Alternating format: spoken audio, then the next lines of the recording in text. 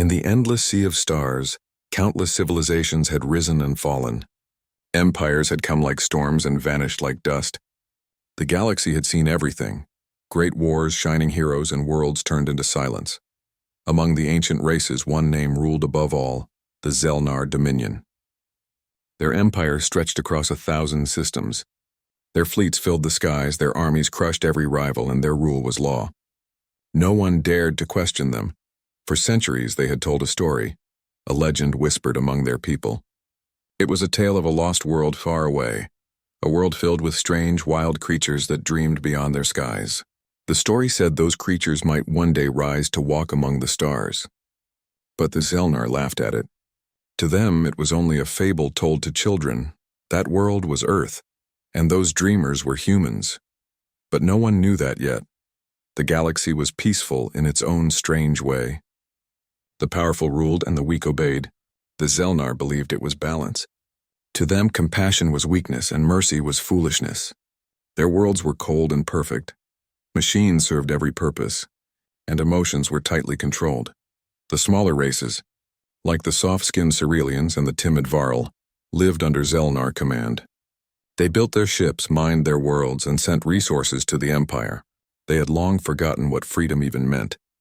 Yet sometimes, around old fires or in hidden corners of their cities, the Cerealians told an old saying: "One day the lost children of blue will come, and when they rise, the stars will tremble." No one believed it, not until the day the first human signal crossed the void. In a quiet corner of the galaxy, the Galactic Network monitoring station picked up a strange sound. It was not a normal communication. It was a voice, rough, emotional, and full of life. "This is Earth Mission Control. Odyssey has entered deep space. Humanity is ready to reach beyond." The message repeated, echoing through the dark for years until it reached alien ears. At first, the Zelnar scientists dismissed it. "Primitive noise," they said. "Another failed world trying to scream into the void." But the younger races didn't laugh. They listened. The sound carried something different, something alive. It was hope.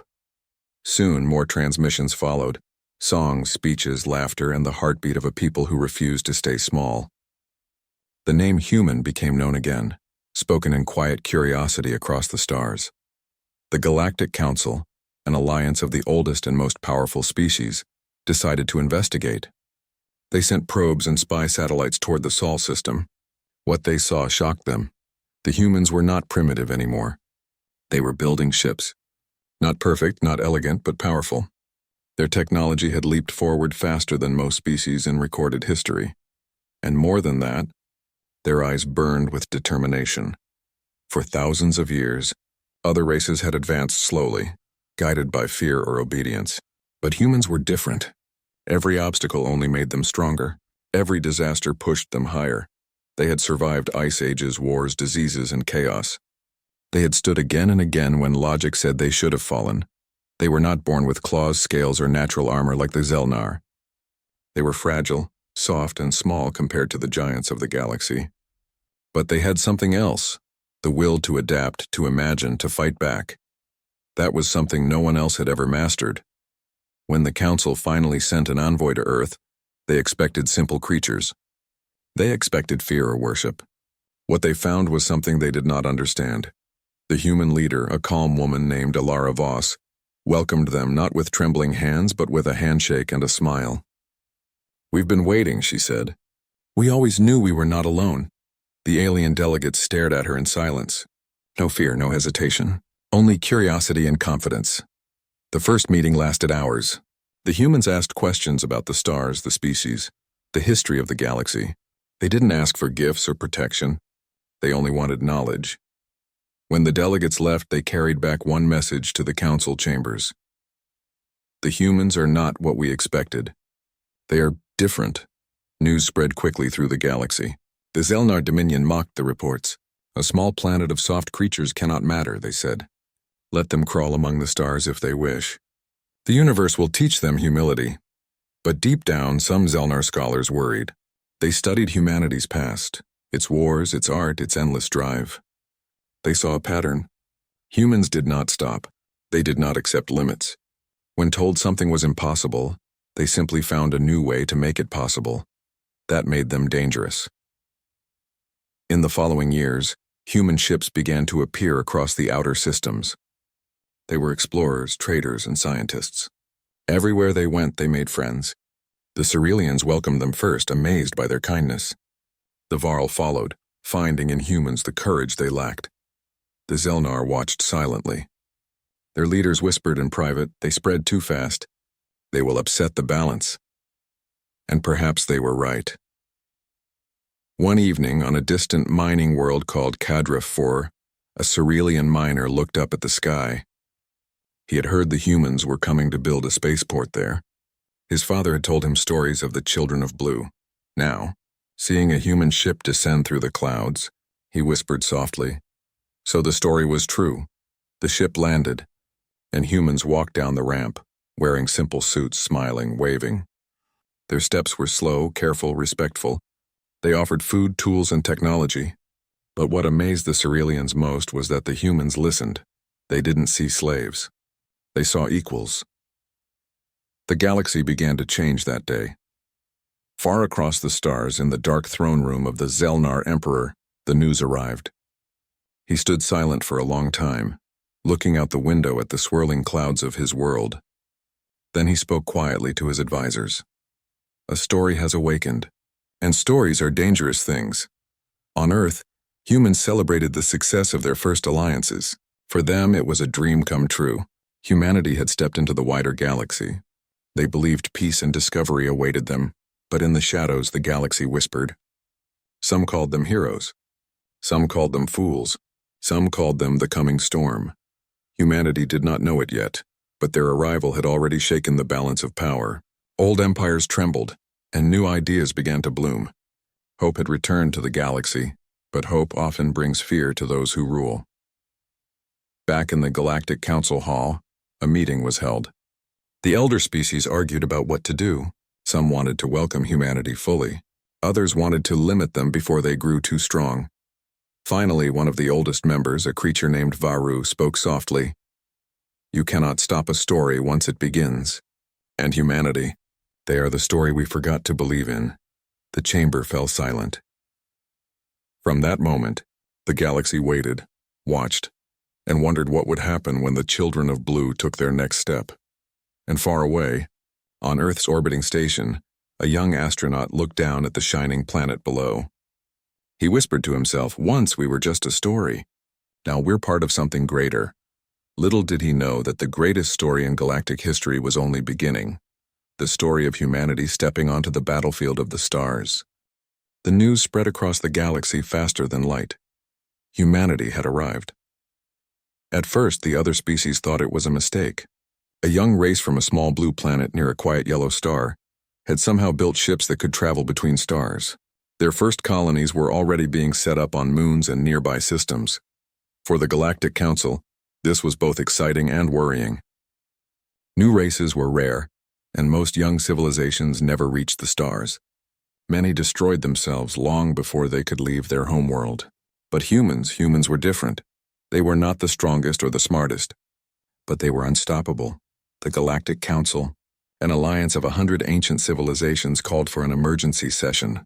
Their great chamber was filled with light, floating screens, and endless voices speaking in dozens of languages. The most powerful beings in the galaxy gathered to discuss one question. What should we do about the humans? The Zelnar Emperor's voice echoed through the chamber. It was calm, cold, and confident. They are young, he said. They must learn their place. We cannot allow a wild race to disturb our order. But others disagreed. The Cerealian ambassador, a gentle being with bright silver eyes, spoke softly. They helped us rebuild Cadra 4. They do not seek war. They only wish to explore. Perhaps they can bring something new. The chamber broke into noise again, some shouting for control, others asking for peace. Finally, the council decided humanity would be invited to attend the next meeting as observers, not as equals. Not yet, just to see how they behaved. When the message reached Earth, the world went silent. Every news channel, every government, every citizen watched the broadcast. The message was simple. To the people of Earth, the Galactic Council recognizes your emergence. You are invited to attend as observers, To the council meeting in 3 lunar cycles, it was the moment every dreamer had waited for, the moment humanity officially entered the galaxy's stage. The United Earth Assembly began preparations. They selected Captain Mira Hall, commander of the starship Endeavor, to represent humanity. She was known for her calm mind and strong will. Her crew said she could look at chaos and see a path through it. When she received the message, she didn't smile or panic. She simply said, "Then let's show them who we are." The Endeavor left Earth orbit to a storm of cheers. Children waved flags, news drones followed the ship, and millions watched live as humanity's first true ambassador left the cradle of home. Her ship was not the most beautiful thing in the stars. It had rough edges, burn marks, and a patched hull from early tests. But it carried something no other vessel did, the hopes of an entire species. For 2 months, Endeavor traveled through the star routes under the watch of alien escorts.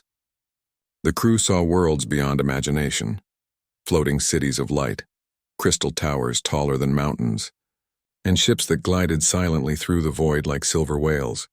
Yet, what impressed the aliens most was the humans' reaction. They didn't feel small or unworthy. They looked at everything with wonder, but also with determination. They wanted to learn, to build, to join, not to bow. At last, Endeavor reached EpicSciFiTales, the capital of the Galactic Council. The planet was like a giant jewel, shining with oceans of blue fire and forests of glass. Thousands of alien ships floated in its orbit. Captain Hall and her crew landed at the central spaceport, watched by millions through the galaxy-wide broadcast. When she stepped down the ramp, the crowd whispered. The human was small compared to the towering Zelnar guards. Her skin was soft, her form delicate. Many expected her to kneel or speak humbly. Instead, she looked straight ahead and walked forward, her steps firm, her voice steady. Inside the council hall, the air was tense. The Zelnar Emperor sat upon his high seat, watching carefully. Around him sat leaders of countless races, some curious, some hostile, some hopeful. When the time came for introductions, Captain Hall stood in the center. The lights dimmed. Every eye turned toward her. The council moderator said formally, "Representatives of Earth, welcome to the Galactic Council. You are observers only. You may not speak during official matters." Mira Hall nodded once, but her voice carried through the vast chamber. "We came to join, not to kneel." The entire hall fell silent. Some gasped. Some smiled. The Zelnar Emperor's cold eyes narrowed slightly. No one had ever spoken so boldly to the council before. Not even elder species dared to use such words. Yet there was no anger in her tone, only truth. For a long moment no one spoke. Then slowly the Cerealian ambassador began to clap with his delicate hands. Others followed. A few even stood. That single sentence spread through the galaxy like fire. In the days that followed, humans became the most discussed topic in every star system. Some races admired their courage. Others feared it. The Cerealians welcomed human traders, offering them space to build research outposts. The timid Varl, long under Zelnar control, began to whisper among themselves. "If the humans can stand tall," they said, "why can't we?" But not everyone was pleased. The Zelnar Dominion began to plan. To them, the humans were not brave, they were dangerous. They remembered old prophecies, old warnings about a species from a blue world that would rise when the stars grew silent. Their generals prepared fleets in secret. Meanwhile, Captain Hall continued to meet with members of other races. She listened more than she spoke. She shared stories of Earth, its music, its oceans, its endless struggles and victories. When the Cerealian children asked her why humans always kept fighting even after losing so much, she smiled softly and said, "Because we've learned that giving up never saves you. Standing up does." Her words spread across the networks. Soon they were repeated on worlds she had never even visited. Even some Zelnar officers secretly admired her spirit. They had never seen a being so unafraid of power. Then, one night while the council was resting, an alarm sounded through EpicSciFiTales. An unknown ship had entered orbit without permission. It was a Zelnar war cruiser, massive and armed. It had come without orders from the council. Its captain sent one message to the surface. "The human vessel Endeavor must leave at once. The Dominion will not tolerate their presence." The council chamber erupted in chaos. This was against every law of peace. The Cerealian ambassador demanded justice. The Varl representative begged for calm. The Zelnar Emperor claimed it was a misunderstanding. Captain Hall stood quietly beside her crew. Then she stepped forward and said, "If they wish to test us, we will not hide."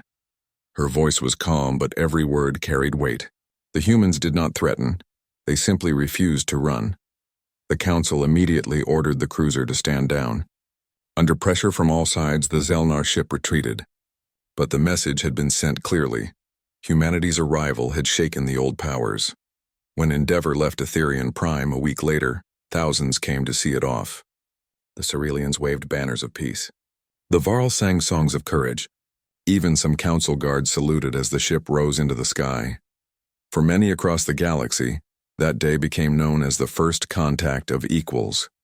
Back aboard the Endeavor, Captain Hall looked out at the stars. The crew was silent, thinking about what they had witnessed. Lieutenant Kieran, her second-in-command, finally spoke. "Do you think we made them angry, Captain?" Hall smiled slightly. "Maybe, but that's not a bad thing. Change always begins with discomfort." She turned to the window, watching the light of the distant worlds they had visited. "They call us a story," she said softly. "Then let's show them how stories end by becoming real." Far away on the Zelnar homeworld, the Emperor stood before a vast map of the galaxy. His advisors asked if they should prepare for war. He didn't answer immediately. He only whispered, "A storm has begun, and it wears a human face." And so, as Endeavor sailed home through the stars, the galaxy shifted. The legend had awakened. The first words had been spoken. And deep in the hearts of billions, hope began to burn again. Because for the first time in ages, a new story had entered the galaxy, a story that refused to kneel. The galaxy was changing. It began quietly, one word at a time, one small act at a time. But soon the ripples became waves. Everywhere humans went, something began to stir inside the hearts of others. Hope. The Zelnar Dominion had ruled for thousands of years. They believed fear was strength and obedience was peace. But after humanity's arrival, that belief began to crumble. Races who had been silent for generations started whispering. The Cerealians whispered of freedom. The Varl whispered of courage. And deep in the shadows of forgotten worlds, even the enslaved began to whisper the same word. Humans. On Earth, people watched with pride. They had finally joined the great stage of the stars, and their leaders spoke with new purpose. The United Earth Assembly promised peace and unity, but knew something dark was approaching. Captain Mira Hall's message to the Council, "We came to join, not to kneel," had inspired billions, but it had also made enemies. The Zelnar Emperor saw humanity as a threat to the old order. To him, humans were not heroes. They were a spark that could set the galaxy on fire. And so in secret he gave a simple command to his generals. Test them. See if their courage survives the storm. The first test came at the edge of known space. A small human colony on the planet Haven Reach went silent. The colony had been peaceful, home to both humans and Cerealians working together to grow food and study alien plants. When no messages came for weeks, the Endeavor was sent to investigate. As the ship dropped out of hyperspace, the crew stared in silence. The colony was gone. The green fields were burned. The skies were filled with drifting smoke and broken satellites. Lieutenant Kieran's voice trembled. "Who would do this?" Mira Hall said nothing. She only looked at the sensor screen. A single symbol appeared, burned into the soil near the colony's center. It was the mark of the Zelnar Dominion. The discovery spread across the galaxy. Officially, the Zelnar denied any involvement. Pirates, they claimed. Rogue forces. But everyone knew the truth. To the humans, it was not just an attack, it was a message. But the humans did not answer with fear. They answered with resolve. Within days, Earth's nations united their fleets under one banner, the Terran Alliance Defense Force. They were not built for conquest, only for protection. Still, when the galaxy saw the humans gathering their ships, something inside them changed. The Cerealians offered their engineers. The Varl offered fuel and transport. Even smaller races sent what they could, data, maps, and medicine. The humans didn't ask for these things. The others wanted to help. For the first time in ages, species who had never trusted each other stood together, not because of politics or fear, but because of something stronger. Hope was spreading like fire. Meanwhile, The Zelnar Dominion was growing uneasy. Admiral Korvath, one of the Emperor's oldest commanders, looked at the growing alliance with concern. "They do not fight like others," he said in a meeting of generals. "They fight for each other, not over each other." The Emperor's cold eyes flashed. "Then we must break that unity before it grows. Strike one and the rest will fall." He ordered a blockade around Cerealian space. No ships were to enter or leave. He thought the humans would back away. He was wrong. When news of the blockade reached Earth, Captain Hall volunteered to lead a diplomatic mission to Cerealia. The Council warned her not to interfere. It could start a galactic war, but she simply replied, "War has already started. We're just pretending it hasn't." Her ship Endeavor entered the blockade zone alone. The Zelnar warship surrounded her instantly. Their commander appeared on the screen, his face cold and proud. "You are violating Dominion territory. Turn back or be destroyed." Mira Hall stared straight at him. "Then you'll have to destroy us." The alien's eyes widened. "You would die for them?" Her voice was calm, almost soft. "We don't die for others. We live so they can." The Zelnar hesitated. They had never met anyone who spoke like that. In their culture, fear was power and death was weakness. Yet this human stood unshaken before them, surrounded by their weapons, and didn't even blink. After a long silence, the Zelnar ship slowly moved aside. The Endeavor passed through unharmed. The message was clear. Humans could not be bullied. The Cerealians cheered when the humans arrived. For years they had lived in quiet fear. Now they saw that fear began to fade. Together, humans and Cerealians rebuilt trade routes and communication lines, ignoring the Zelnar's warnings. Every act of rebuilding was an act of rebellion. Every handshake between species was a spark in the darkness. Across the galaxy, more and more worlds began to rise up, peacefully at first. They refused to pay taxes to the Dominion. They opened their ports to humans. They shared technology that had been banned. The Zelnar tried to silence them, but the harder they pushed, the more the fire spread. Soon, the galaxy was glowing with defiance. The Zelnar Emperor watched in growing anger. "They turn the weak into the brave," he said. "They make my enemies dream again." His advisors urged caution, but he refused. He began gathering his fleets in secret, preparing for something larger, a final strike to remind the galaxy who ruled the stars. Meanwhile, Captain Hall and her allies continued to build the Alliance network, a cooperative of free worlds that stood for mutual defense. It wasn't an empire. It was a promise that no world would stand alone again. One night aboard the Endeavor, Mira stood on the observation deck, watching the stars drift by. Her second-in-command joined her. "They say we've started a revolution," Kieran said quietly. Hall smiled faintly. "We didn't start anything. We just reminded them that courage still exists." Weeks later, the Zelnar made their next move. Their fleet entered the Varl home system, demanding surrender. The Varl had been peaceful, timid creatures for centuries, but this time they refused. Their leader, an elder named Solvin, stood before the Dominion envoy and said, "Once we bowed to your power, but now we have seen the humans stand against you. We will not kneel again." The Zelnar destroyed one of their cities as punishment, but the act had the opposite effect. Instead of breaking them, it united them.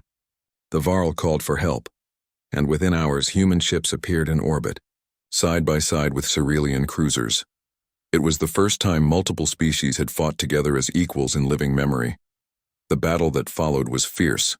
The Zelnar had superior ships, but the humans had something different: creativity. They improvised, adapted, and turned every disadvantage into a trap. When the smoke cleared, the Dominion fleet retreated. For the first time in history, someone had defeated the Zelnar. News of the victory spread faster than light. Across the stars, cheers erupted. The humans became symbols of hope. Their name carried like a song through the galactic networks. The Cerealians called them the Dawnbringers. The Varl called them the Unbroken. Even neutral traders began wearing small blue emblems to show support. The Zelnar called them something else: the fire that spreads. And indeed, humanity was spreading, not through conquest or domination, but through inspiration. Every world they touched learned to believe again, but not all was victory. The humans knew the Zelnar would return stronger. Their empire was ancient, and its pride would not let this defeat go unanswered. Back on Earth, scientists worked day and night to improve defense systems. Commanders trained new fleets. Diplomats formed new alliances. Humanity had stepped onto the battlefield and there was no turning back. In the quiet of her ship, Captain Hall recorded a message to send to Earth. We did not choose this war, but if standing for what's right makes us a threat, then so be it. Let them come. We'll show them that courage can burn brighter than fear. She ended the recording and looked out at the stars. In the distance, she could almost feel the movement of great fleets, shadows gathering for the next storm. But she wasn't afraid. She knew one truth that no empire could destroy. A story once told can never be forgotten. And we, the humans, are no longer just a story. The fire had spread. The galaxy was awakening, and soon, the stars themselves would bear witness to what it meant to stand as human. The galaxy had learned something dangerous. Humans did not bend. They did not flee. They did not surrender. The Zelnar Dominion had suffered unexpected defeats. Their fleets had been outmaneuvered by smaller, slower ships. Their enemies had banded together, inspired by a species they once called a story. And now the Emperor had grown impatient. We will show them the cost of hope, he whispered, standing before the stars in his throne room.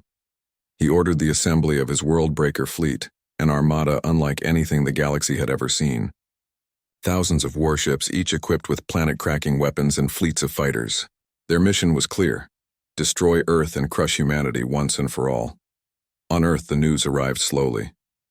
At first, disbelief spread. How could one fleet be so vast? How could one empire be so determined? But Captain Mira Hall had prepared for this moment. Over the past years, humans had grown stronger, wiser, and faster. The Terran Alliance Defense Force had expanded beyond imagination. Scientists had built new ships, weapons, and shields. Engineers had developed systems that could anticipate enemy moves. We cannot stop them from coming, Mira said during a briefing. But we can stop them from winning. Her crew nodded. They had faced impossible odds before, and each time they had adapted. The World-Breaker fleet appeared at the edge of the Sol system. Thousands of ships glimmered against the void, black and silver, bristling with weapons. The Zelnar commander, a veteran of countless wars, sent a simple transmission. Surrender now, humans. Your world will be spared only if you kneel. Mira Hall's response was calm and resolute. We will not kneel. Prepare to witness what a story can become. The fleet roared its engines, moving into formation. Humans, Cerealians, and other allied species stood ready to defend Earth. The galaxy watched. This was the day no one thought possible, the day the small blue world would face the greatest power in the galaxy. The battle began at the edge of the asteroid belt. The Zelnar unleashed their weapons first: beam cannons that cut through shields, missiles that could level cities, fighters that swarmed like a storm of metal. The humans answered with creativity. They had anticipated the Zelnar tactics and adapted. Shields shifted unpredictably. Decoys flew in multiple directions, and fleets moved in ways the enemy could not calculate. The first wave hit. Explosions lit the dark, sending chunks of asteroids and debris spiraling into space.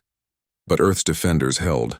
Lieutenant Kieran, piloting a human fighter, shouted over the comms, "We're holding! We're holding!" Mira Hall gripped the command panel. Her ship, the Endeavor, led the central formation. She calculated trajectories, gave orders, and inspired her crew with her calm determination.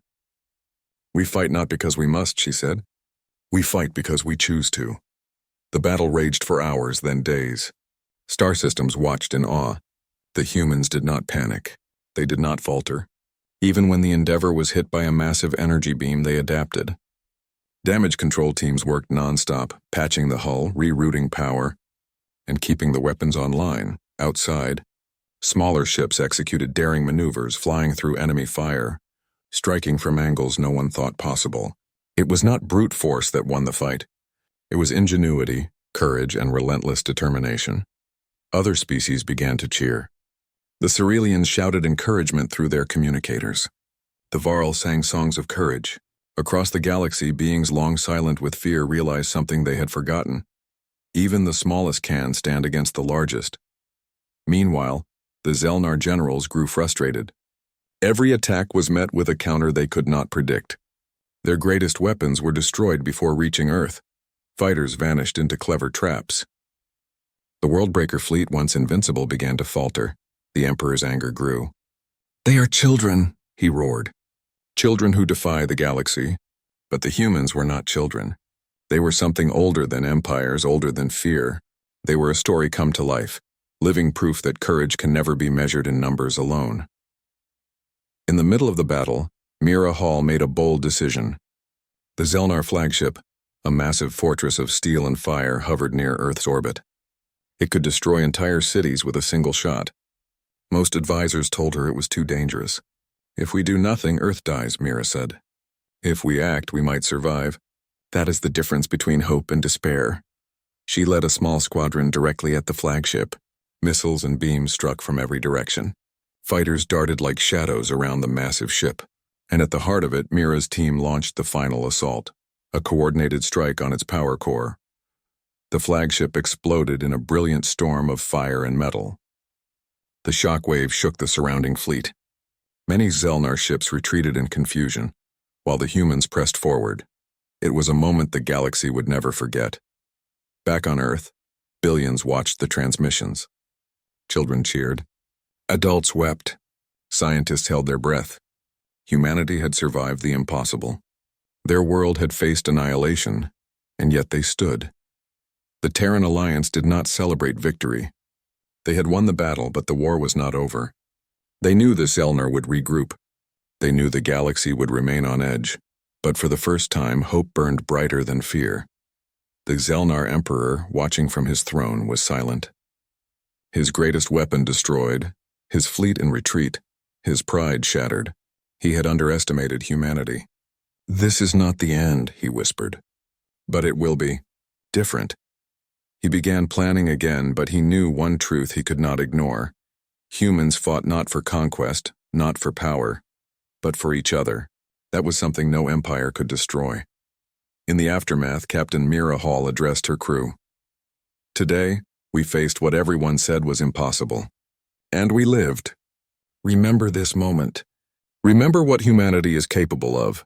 We fight not because we are strongest, but because we refuse to give up." Her words spread across the galaxy, carried by communications relays, broadcasts, and whispers. They became legend even as the battle ended. Other species began to see humanity not as a small, fragile race, but as a symbol, a spark that could ignite courage in anyone. "We are not a story anymore," Mira Hall said softly. "We are proof." The galaxy was alive with change. The Varl began building fleets to defend their worlds. The Cerealians started forming alliances they had never dared to consider. Even some Zelnar soldiers began questioning their orders. The fire that humanity had started was spreading.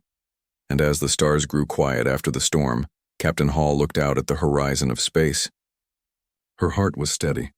She knew the Zelnar would return. She knew more battles would come, but she also knew this truth. Courage cannot be measured by numbers. Hope cannot be destroyed by weapons, and a story once made real can never be forgotten. Far in the distance, unknown to the humans, Zelnar fleets began regrouping. Plans for the next attack were forming. But for now, humanity had proven the impossible. A small species from a small blue world could face the greatest power in the galaxy and survive. The galaxy had learned to watch them, to respect them, to hope with them. And in that quiet moment before the next storm, Captain Mira Hall whispered to herself, "We were once only a story. Now we are the fire that spreads, and we will not stop." The galaxy was quiet, but not for long. The war against the Zelnar dominion had shaken the stars. Worlds that had once bowed in fear now stood tall. Species that had lived in silence now spoke with courage. And at the center of it all was humanity. No longer a story, but a force that had proven its power through courage, intelligence, and unbreakable spirit. Yet victory was not complete. The Zelnar were still out there, and their pride had been wounded. They were not defeated in spirit, only humbled in action. On Earth, celebrations filled every city. People danced in the streets. Families hugged for long minutes. Children stared at the stars, dreaming of adventures they had never imagined before. Humanity had survived the impossible, faced the greatest empire in the galaxy, and emerged alive. But the leaders of Earth knew the truth. Survival was not enough.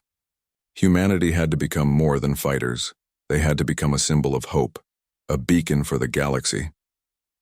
Captain Mira Hall addressed the world from a global broadcast. Her face was calm, her eyes steady. We did not win because we are stronger than the Zelnar. We won because we refused to give up. Today we have shown the galaxy what humanity truly is, a story that became real. And now we must ensure that story is not forgotten. Across the stars, other species listened. The Cerealians, whose world had been rebuilt by humans, called Earth the Dawn World. The Varl, who had stood beside human ships in battle, sang songs of courage in the ancient halls of their home cities. Even minor species who had never dared hope began to rise. They formed councils, shared knowledge, and looked to humanity as an example of unity and bravery. The galaxy had changed, yet the Zelnar did not disappear. Their fleets had been damaged, their pride injured, but their empire remained vast. The Emperor, seated upon his throne of black stone, stared at the stars. "They have survived what should have ended them," he murmured. "They are no longer myths. They are real." He called his generals to him. They argued for revenge, for destruction, for domination. But the Emperor, for the first time in centuries, hesitated. He had faced courage, ingenuity, and hope, things the Zelnar had never fully understood. "We will rebuild," he said slowly. "But we will not forget, and neither will they." The first step toward lasting peace came from humanity itself. Earth sent diplomats across the galaxy to form alliances, not empires. They did not seek to dominate the Zelnar. They sought understanding. They offered help, trade, and knowledge, proving that victory could be more than destruction. It could be rebuilding. The Zelnar were hesitant. Their pride was immense, yet even they could not ignore the human success. Slowly, some began to engage. Small talks turned into agreements, and agreements into fragile cooperation. The galaxy began to believe that peace might be possible, not enforced, but chosen. In the years that followed, humanity's presence expanded. Colonies were built on distant moons and planets. Research stations floated above gas giants. Scientists discovered new forms of energy and medicine that helped countless species. Humans did not impose their will. They shared knowledge, offered friendship, and showed that strength and compassion could coexist. And everywhere their story grew. Children learned of the battles fought and won. Histories told of how a small species from a small blue world had refused to kneel and changed the course of the galaxy. The phrase, "We were once only a story," was repeated on hundreds of worlds. Captain Mira Hall retired from active service, but her legend did not fade. She traveled the galaxy, teaching, inspiring, and guiding new generations of leaders. She reminded everyone that courage is not measured by the size of your ship or the strength of your weapons. It is measured by the heart, by the will to stand, and by the choice to act when others falter. In one of her last public speeches, she said, "Legends are not born, they are made. And the greatest legend is one that helps others rise, not one that crushes them." Humanity has walked into the stars. We have fought, we have survived, and we have inspired. That is how a story becomes flesh. Her words were carried across the galaxy, reaching the ears of billions. On a small planet at the edge of the galaxy, a young Varl child looked up at the night sky. He had never been able to imagine life beyond his home. But now he saw the ships of humanity, the colonies, and the fleets that protected peace. He turned to his mother and whispered, "I want to be like them. I want to be part of their story." She smiled, tears in her eyes. "Then you will, because now stories are alive." Even the Zelnar Emperor, once the embodiment of fear and power, began to reflect. He had underestimated a species he considered fragile. They had survived, adapted, and changed the galaxy not with conquest but with courage and heart. "Perhaps we have been wrong," he said quietly. "Perhaps strength alone is not the measure of greatness. Perhaps we can learn from them." And in that moment, even the most rigid empire began to shift. Across the galaxy, humans and their allies worked together. Systems once ruled in fear now cooperated in knowledge. Trade flourished. Education spread. Worlds that had been isolated began communicating, sharing ideas, and rebuilding what had been lost for centuries. The galaxy that had been silent and fearful was alive with curiosity, hope, and courage. And at the center of it all was a simple truth. Humans had proven that stories could become real, that courage could outshine fear, that hope could survive the darkest moments. From a small blue planet, humanity had stepped onto the battlefield.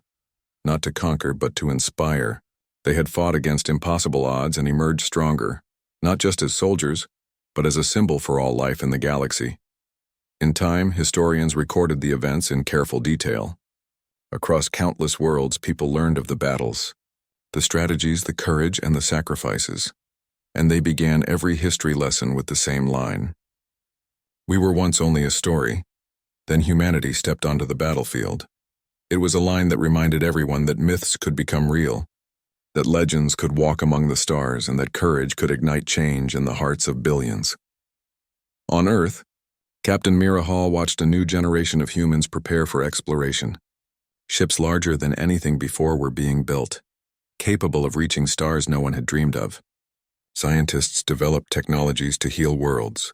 Diplomats traveled freely among alien species, building bonds that would last centuries. Mira smiled quietly. She had done her part. Humanity had done its part. The story that had begun as a whisper in the galactic network had become flesh, moving across the galaxy, changing the hearts of those who had once lived in fear. We were once only a story, she whispered. Now we are a reality, and reality is stronger than any myth. And so the galaxy entered a new era, one where courage was remembered, hope was nurtured, and humanity stood as a beacon for all. The Zelnar Dominion no longer ruled with fear alone. The Cerelians and Varl, inspired by humanity, began contributing knowledge, culture, and strength to the galaxy. And humans, once fragile and small, stood as proof that even the smallest story could reshape the universe. The age of humanity had begun, the legend had ended, and the reality had begun.